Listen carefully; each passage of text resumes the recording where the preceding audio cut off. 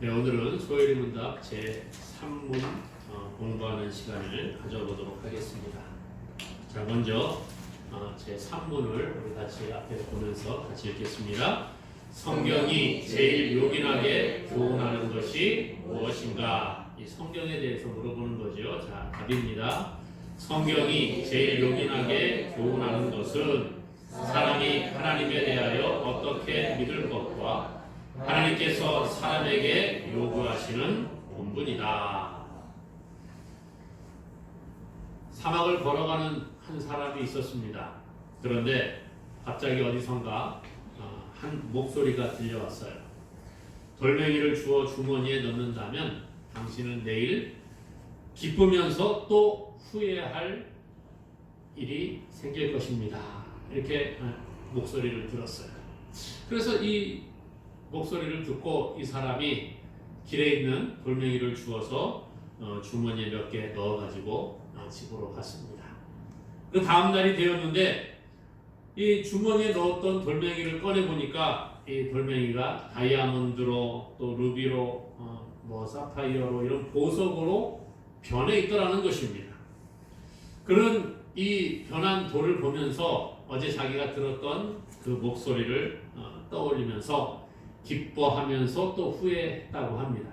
먼저 기뻐하는 것은 자기 주머니에 넣어갖고 온 돌이 보석으로 바뀐 것을 기뻐했어요. 그런데 또 하나 후회스러운 것은 내가 어저께 좀 주머니에 이 돌을 많이 넣어갖고 왔으면 좋았을 텐데 그냥 몇 개만 넣어가지고 온 것에 대해서 후회를 했다고 합니다. 교육이란 게 이와 같다는 것이지요.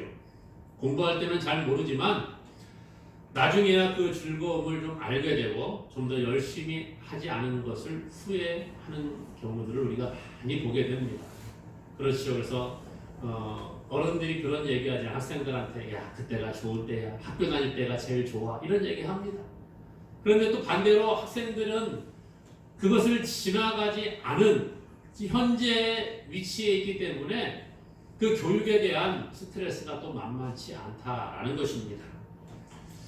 이 성경을 배우는 일도 그런 것 같아요. 우리가 성경을 배울 때 좀 열심을 내어서 성경을 좀 잘 배웠으면 좋았을 걸 이렇게 후회가 될 때가 있다라는 것입니다. 그렇기 때문에 우리가 후회 없는 신앙생활을 하기 위해서는 기회가 될 때마다 하나님의 말씀을 읽고 또 배우는 자세가 필요하다는 거예요. 오늘 우리가 이 성경의 가르침을 잘 깨달아 알아간다면 그 삶이 복된 삶이 되는 줄로 믿습니다. 그래서 오늘 우리는 성경이 우리에게 제일 요긴하게 가르치는 것이 무엇인가? 오늘 이 소요리 문답 3문은 그런 이야기를 하는 거예요. 성경이 제일 요긴하게 교훈하는 것이 무엇인가? 이런 질문을 하고 있어요. 자, 무엇을 제일 요긴하게 교훈하고 있습니까? 먼저 1번입니다. 한번 같이 읽어볼까요? 성경은 하나님을 어떻게 믿을 것인가를 가르치고 있다. 자, 성경이 제일 요긴하게 교훈하는 것. 성경의 가르침이 무엇이냐? 제일 첫 번째는 성경은 하나님을 어떻게 믿을 것인가? 그것에 대해서 우리에게 가르쳐주고 있다는 거죠. 우리가 신앙생활을 하면서 하나님을 믿는다고 할 때에 많은 사람들이 내 생각대로 자기가 원하는 방식으로 하나님을 믿으려고 하는 그러한 경향들이 있습니다. 그러나 이러한 믿음의 방식은 옳지 않다는 거예요. 우리가 하나님에 대해서 우리의 방식대로 잘못 믿게 되는 것은 그것은 하나님을 오해하는 것이 됩니다. 그리고 하나님을 오해해서 우리의 방식대로 성경과 다르게 믿게 되면 그것은 우리에게 구원도 주지 못하고 또 우리에게 유익도 가져다 주지 못한다라는 것입니다. 제가 예전에 어떤 교회에서 사역할 때 이야기입니다. 교육전도사님이 새로 오셨는데 이분을 보니까 이제 이력서에 운전면허, 일종 보통 면허 소지 이렇게 써 있더라고요. 그러니까 당연히 이제 저는 운전을 잘 하리라 그런 생각을 하고 있었죠. 그냥 기본적으로 운전면허를 소지하고 있고 또 나이가 어느 정도 됐고 하니까 당연히 운전하리라니 생각을 하고 어느 날 어디를 가게 됐는데 전수사님 운전 좀 한번 하시죠. 그러니까 예 그러면서 키를 받아가지고 운전석에 탔습니다. 그리고 나서 시동을 걸고 출발을 하려고 하는데 이게 예전에 차들은 수동이 많았잖아요. 요즘은 다 자동으로 거의 대부분 하지만 이 수동 차량인데 수동 차량을 이렇게 시동을 걸고 기아를 놓고 출발을 하는데 가다가 시동이 막 팍 꺼지고요. 차가 덜컹덜컹하고 이러는 거예요. 그래서 제가 깜짝 놀라서 물어봤습니다. 아니 왜 그러세요? 뭐 차가 무슨 문제가 있습니까? 그러니까 그게 아니고요. 사실은 제가 면허는 소지하고 있은 지 좀 오래되었는데 운전을 별로 해본 적이 없다는 거예요. 그리고 최근에 들어서 자기가 운전을 조금씩 하기 시작을 했는데 그것도 수동이 아니라 자동으로 되는 오토매틱으로 되어져 있는 그 차량을 몇 번 운전해봤다. 그러시는 거예요. 아니 그러니까 면허는 가지고 있는데 수동 차량은 운전을 해본 적이 거의 없는 거죠. 그냥 면허 딸 때 시험장에 가서 해보고 그리고 나서 실제로 운전을 해보지 않은 거의 그냥 초보였다는 거예요. 얼마나 제가 당황스러웠는지 아십니까? 그래서 그러시면 좀 더 연습을 하고 운전을 하시라고 그러고 제가 가서 바꿔서 운전을 해간 기억이 있습니다. 제가 전도사님에 대해서 이 운전 실력에 대한 잘못된 믿음이 있었다는 거죠. 이력서만 보고 당연히 뭐 면허 딴 지도 좀 어느 정도 됐고 일종 보통 소리자라고 하니까 대부분의 교역자들은 면허를 따고 그렇게 좀 몇 년이 지나면은 사역을 하면서 당연히 차 운전을 하는 것이냐 저는 생각을 하고 있었기 때문에 맡겼는데 그 잘못된 믿음이 황당한 결과를 가져오게 됐다는 거예요. 제가 무슨 얘기합니까? 우리가 하나님을 믿기는 믿는데 어떤 하나님을 믿느냐 하는 것이죠. 하나님을 어떻게 믿을 것인가 이것이 중요하다는 거예요. 그런데 하나님을 어떻게 믿을 것인가 그것을 우리가 잘 모르기 때문에 그것을 가르쳐주는 책인 성경을 통해서 우리가 하나님은 어떻게 믿어야 되는가 이것을 알게 된다는 거예요. 그래서 성경은 하나님의 존재에 관해서 우리에게 믿도록 도움을 주고 있습니다. 자, 히브리서 11장 6절에 이렇게 말합니다. 같이 한번 읽겠습니다. 믿음이 없이는 하나님을 기쁘시게 하지 못하나니 하나님께 나아가는 자는 반드시 그가 계신 것과 또한 그가 자기를 찾는 자들에게 상 주시는 이심을 믿어야 할지니라. 하나님의 존재에 관해서 우리가 먼저 믿음이 있어야 된다는 거야. 하나님, 그분이 계시는구나. 하나님은 반드시 존재하시고 그분은 우리에게 좋은 것을 주시기를 기뻐하시는 분이구나. 이런 믿음이 있어야 된다는 거예요. 그래서 우리가 하나님의 살아계심을 믿는 믿음이 없이 하나님에 관해서 알고 하나님을 예배한다고 하면 그것은 바른 믿음이 아니라는 거죠.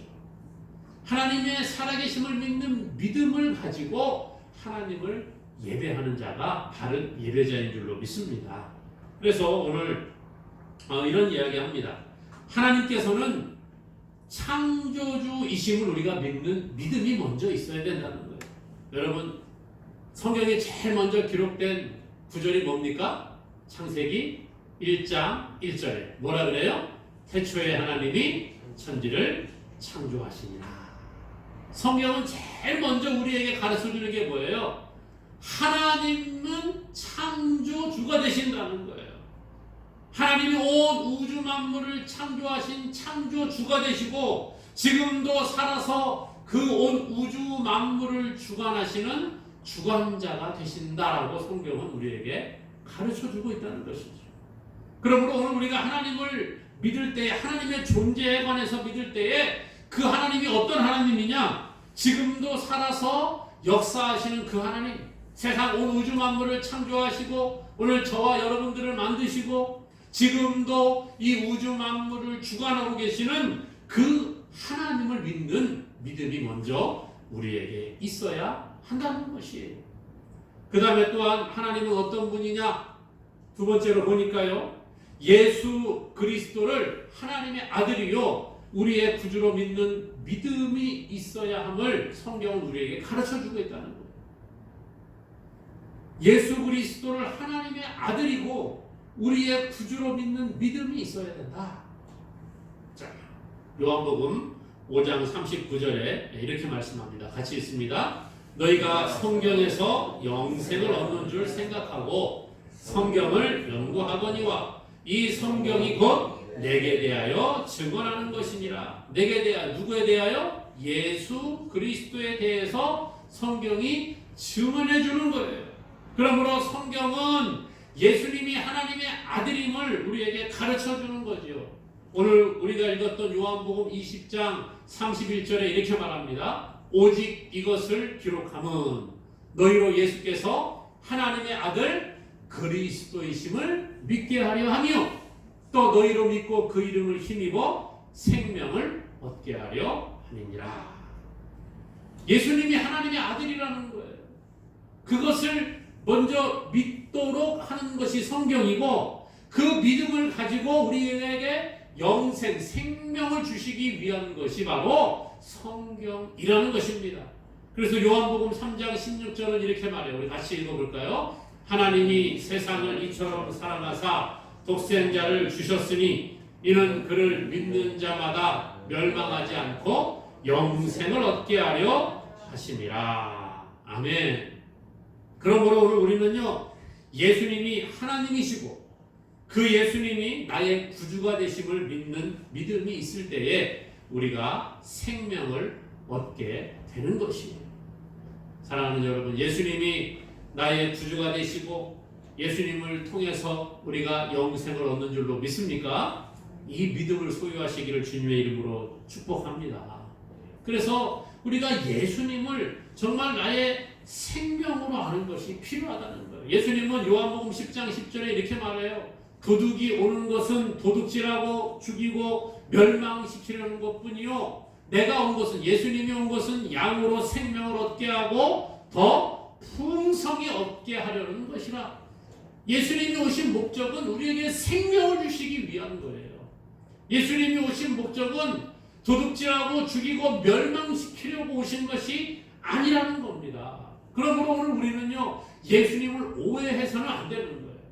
많은 사람들이 예수님을 믿고 하나님을 믿는다고 하면서 하나님을 오해하고 예수님을 오해합니다. 그래서 내가 하나님을 잘못 믿고 하나님께 내가 조금만 실수하면 하나님 나를 벌 주고 나를 죽이고 나를 그렇게 하려고 하는 것이 아닌가, 나를 멸망시키려는 게 아닌가, 그런 생각을 합니다. 그런데 오늘 예수님은요 뭐라고 그러셔요? 요한복음 10장 10절에 도둑이 오는 것은 도둑질하고 죽이고 멸망시키려는 것뿐이요. 그러므로 우리가 하나님을 도둑처럼 그렇게 오해해서 안 된다는 거예요. 예수님을 도둑으로 오해해서는 안 된다는 거예요. 예수님이 오신 목적은 양으로 생명을 얻게 하고 더 풍성히 얻게 하려는 목적이 있다는 것이죠. 오늘 그러므로 우리는 하나님은 우리의 창조주가 되시고 우리의 구원자가 되시고 그 아들 예수 그리스도를 통해서 우리에게 생명을 주시는 분인 줄로 믿어야 할 것입니다. 이것을 아는 방법이 무엇이라고요? 성경을 통해서 우리에게 가르쳐 주시는 거예요.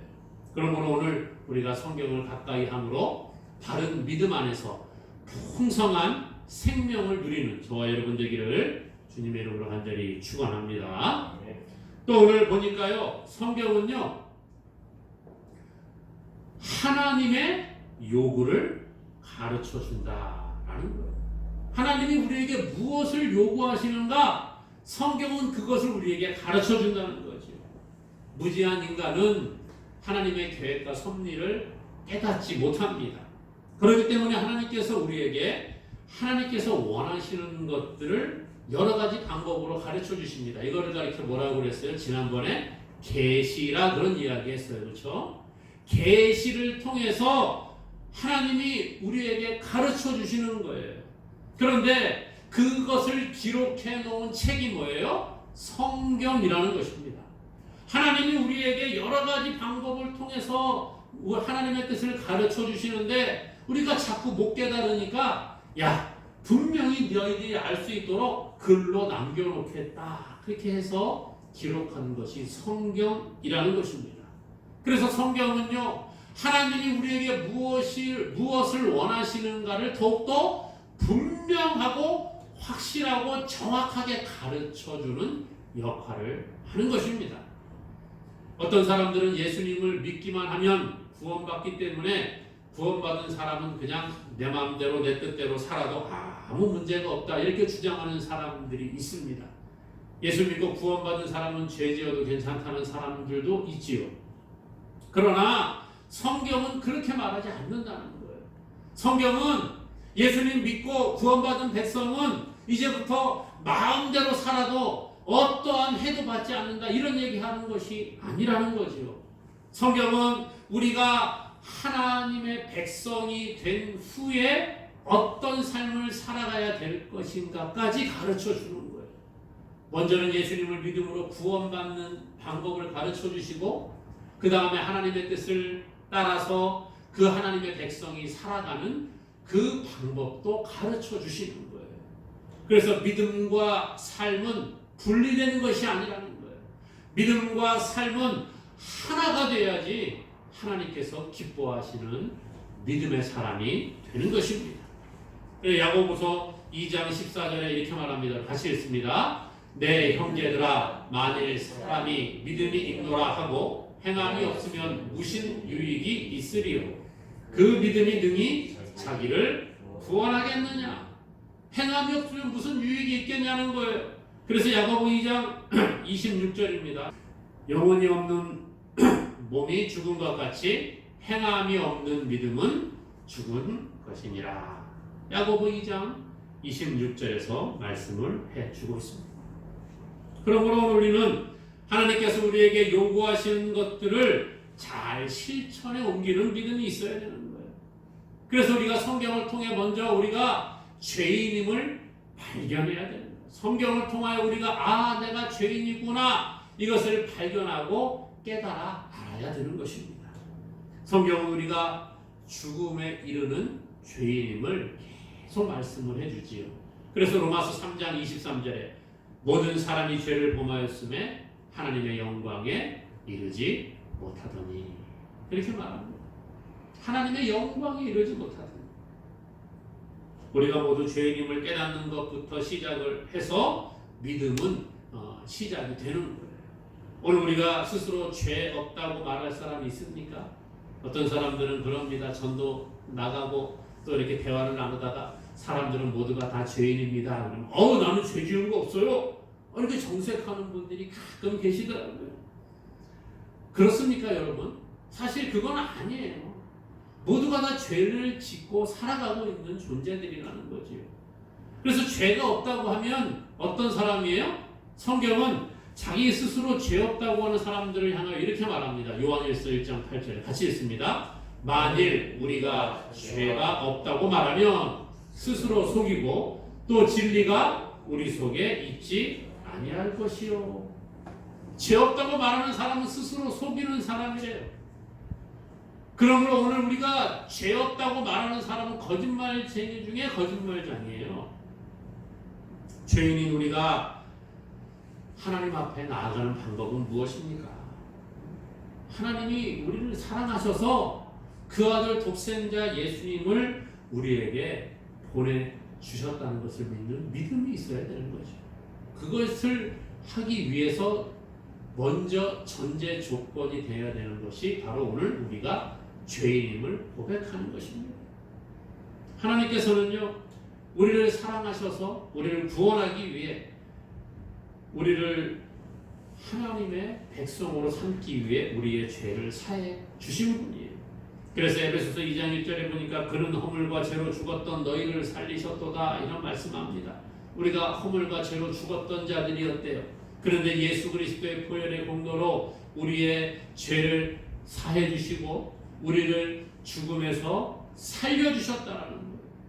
그러므로 우리는 날마다 우리 자신이 죄인임을 고백하고 하나님의 긍휼을 구하며 나아갈 수 있기를 간절히 소망합니다. 또 하나님께서는요, 우리에게 더 나아가서 사랑을 실천하라 이렇게 말씀을 하고 계시는 것이지요. 그래서 오늘 우리가 이 소요리 문답 3문의 답에 이렇게 이야기했어요. 성경이 제일 요긴하게 교훈하는 것은 사람이 하나님에 대하여 어떻게 믿을 것과 하나님께서 사람에게 요구하시는 본분이다 그랬죠. 하나님께서 사람들에게 요구하시는 본분은 뭐예요? 사랑을 실천해 나가라 그렇게 말씀하고 계시다는 겁니다. 우리는 하나님을 기쁘시게 하는 것이라고 생각을 하면 그래, 예배 빠지지 아니하고 잘 참석하는 것이 하나님을 기쁘게 하는 걸 거야. 그래, 내가 헌금을 열심히 잘하는 것이 하나님을 기쁘시게 하는 걸 거야. 교회 나가서 봉사를 하는 것이 하나님을 기쁘시게 하는 걸 거야. 내가 하나님의 일에 헌신하는 것이 하나님을 기쁘시게 하는 것일 거야. 그렇게 생각하는 경우들이 참 많이 있습니다. 물론 그렇지요. 우리가 예배에 빠지지 아니하고 예배를 잘 드리고 하나님 앞에 헌금을 드리고 봉사를 하고 헌신을 하는 것들을 하나님은 물론 기뻐하십니다. 그런데 그것보다 더 중요한 것이 있다는 거예요.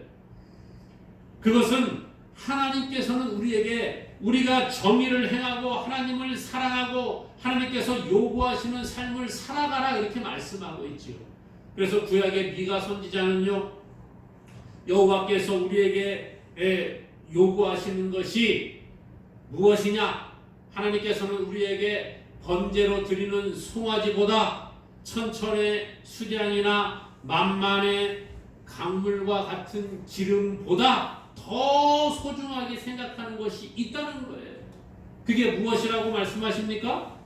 오늘 미가서 6장 8절은 이렇게 말해요. 같이 읽어볼까요? 사람아, 주께서 선한 것이 무엇임을 내게 보이셨나니 여호와께서 내게 구하시는 것은 오직 정의를 행하며 인자를 사랑하며 겸손하게 내 하나님과 함께 행하는 것이 아니냐. 하나님이 우리에게 요구하시는 것은요, 정의를 행하는 것이래요. 인자, 예수 그리스도를 사랑하고 하나님을 사랑하는 것이고 겸손히 하나님과 함께 동행하는 것이라고 말씀해주고 있습니다.